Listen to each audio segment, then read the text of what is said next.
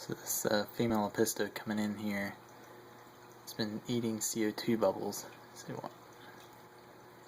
Bite up a few bubbles and swim off down this direction and spit them out like that as one big bubble. It's been doing that all evening, probably all day. She goes over there to where that male is, which is a different pair of apistos. Gets chased off sometimes, and then sometimes she manages to actually get a few bubbles in her mouth and then swims off. So, never heard of a fish being addicted to CO2, but it certainly seems that she is.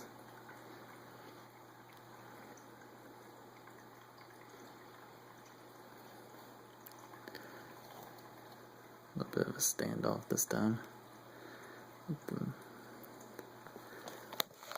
Try to get over here.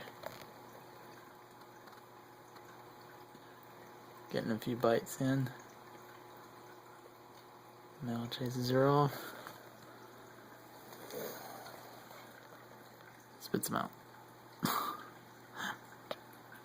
So weird.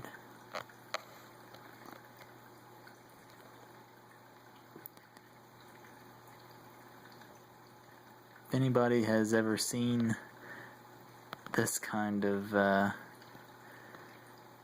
behavior from any fish, much less an apisto, please comment down below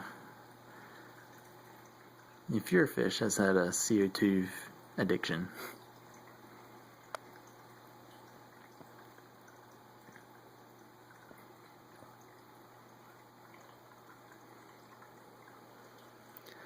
This is supposed to be her male.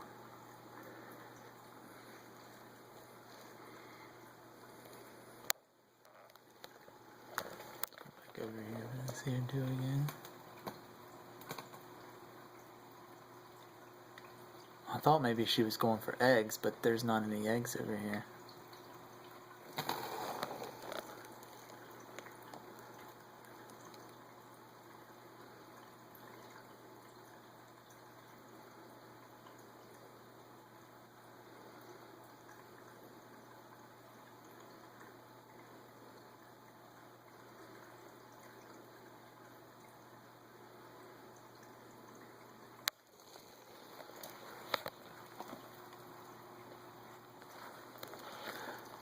This little guy thinks he's really tough.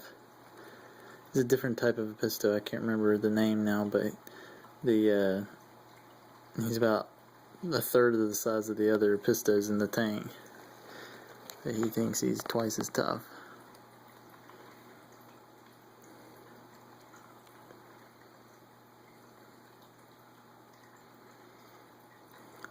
Anyway, I'll show you guys what the tank looks like now. I had to redo it because of the blackbeard algae infestation that I got, but I got rid of all the blackbeard. Well, all the major part of the blackbeard. There's still blackbeard kind of in this, on this seal here. It's not focusing, and there's some spots here and there on the glass itself that I'm having trouble getting rid of because it's like right where the silicone is.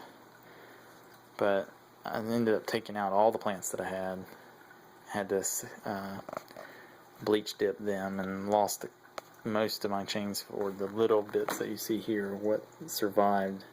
This is some new chain sword that I got. The crypts that are growing here are all that survived. Had a lot more. And then all the other plants that you see are new additions to the tank. Bleach dipped all of the rocks, all of the driftwood. I did add 2 new planters up top, trying to spread out the riparian growth on the top of the tank.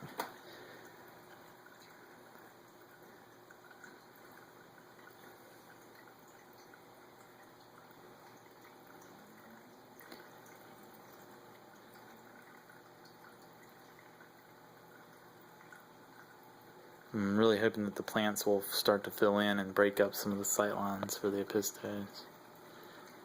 You see how high up I've had to raise this light on this end. It was in line with these two, but because of this plant growth here, I've had to put it on the top of my lighting system.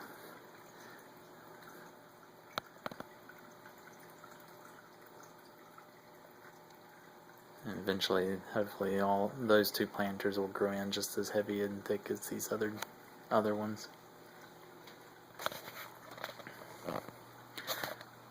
In the tank, I got rid of the angelfish that I had because I really had been wanting apistos for a while now. So I've got 2 pairs of apistos, and one single. That little one is a single apisto. I need to get a match for him. I've got 2 bristlenose plecos. The female is there, and the male is there. They, as far as I know, haven't spawned or anything yet. I've got 5 zebra loaches, which I'm trying to sell. Neon tetras, some remaining Pristilla tetras, and I think 6 corridors catfish in here. I think there's 6 left. And I haven't had any spawns with them, although they look like they're going to spawn any day now. There's another view of the female. She came out. Female pleco, bristlenose.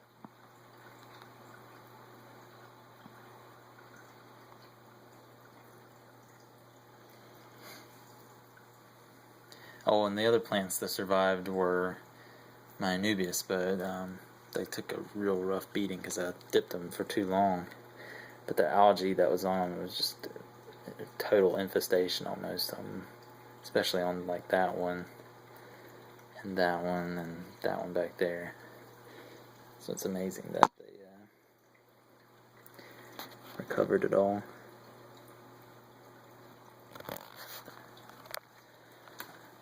But I'm trying to keep up with the water changes. I've got the CO2 going, which I didn't have the CO2 when the infestation of Blackbeard first broke out. So I'm hoping that with regular water changes, fertilization, and the CO2, that'll help the plants grow and outcompete any future possible algae outbreaks.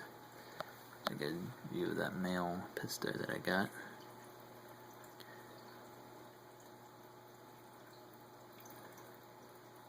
The female's got a little bit of fin damage, but I'm hoping that'll grow back because I've been trying to keep up with giving them really good water quality. I just got this pair recently,